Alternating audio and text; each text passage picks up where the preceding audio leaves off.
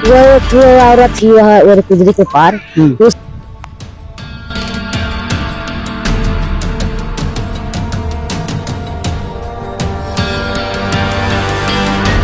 विचार गलत लाकर मेरा बोला है, मतलब वो औरत का। हम पूछे कि कहाँ है तो बोलने लगा कि तालाब के पास पड़ा है, एक दो राह पट मारे हैं।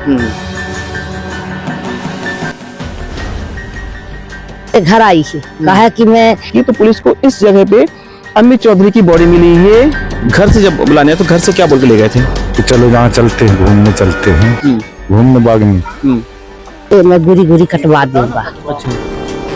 ऐसा कुछ मामला यदि विवेचना में आता है तो उस महिला को भी आरोपी बनाया जाए। हो फिर हम लड़का 3 रोज रहा, चौथे रोज कान कर।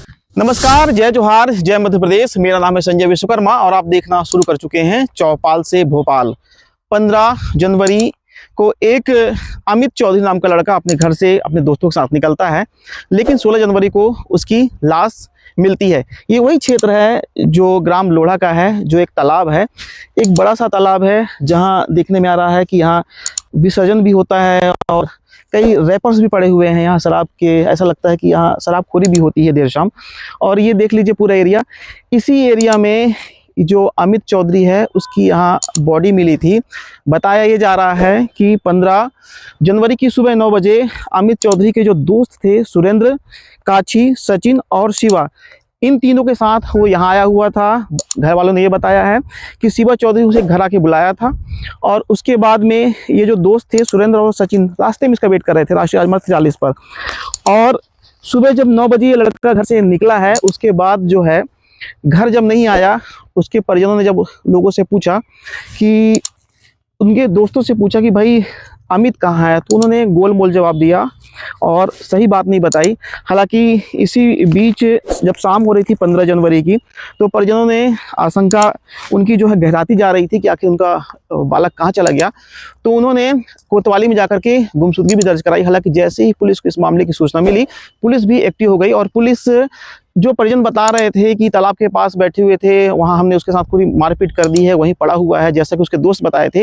इसी क्षेत्र में आके पुलिस तलाश की और ये पूरा क्षेत्र जो है आप देखिए एक तरफ से, इस पूरे क्षेत्र में पुलिस इस तलाशती पुलिस यहाँ पहुंची। और आप ये देख लीजिए कि ये जो गेहूं की फसल लगी हुई है, बीच में वहाँ की गेहूं की फसल थोड़ी दबी हुई है, उसी जगह पे अमित चौधरी की बॉडी पड़ी हुई थी। हालांकि जिस तरीके से इस हत्याकांड को अंजाम दिया गया था, निश्चित रूप से इसके पीछे कोई ना कोई बड़ा मोटिव था।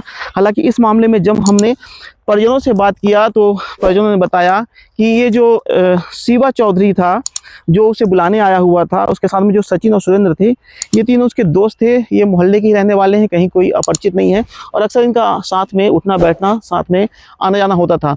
लेकिन मैं आपको बता दूं कि जो परिजन बता रहे हैं कि कोई महिला है इस गांव की जो लगभग 1 महीना पहले जब अमित इसी गाँव में था, बाहर नहीं गया था कमाने, वो घर में आकर वाद विवाद भी कर रही थी, शायद कुछ उसके ऊपर आरोप भी लगा रही थी। बस वो वाद विवाद रहा दोनों के भाई, मतलब लड़के का उनके से। कुछ नहीं रहा है। हाँ। वो एक औरत थी वहाँ और कुदरी के पार, उससे थोड़ी एक खाए में विचार गलत लाकर मेरा बोला है, मतलब वो औरत का। तो वो बोली मेरे घर आई थी, कहा कि मैं रिपोर्ट करे जाऊँ तो मेरे को मैं बदनाम करा है और ये का कहा थे मैं गुरी गुरी कटवा दूंगा।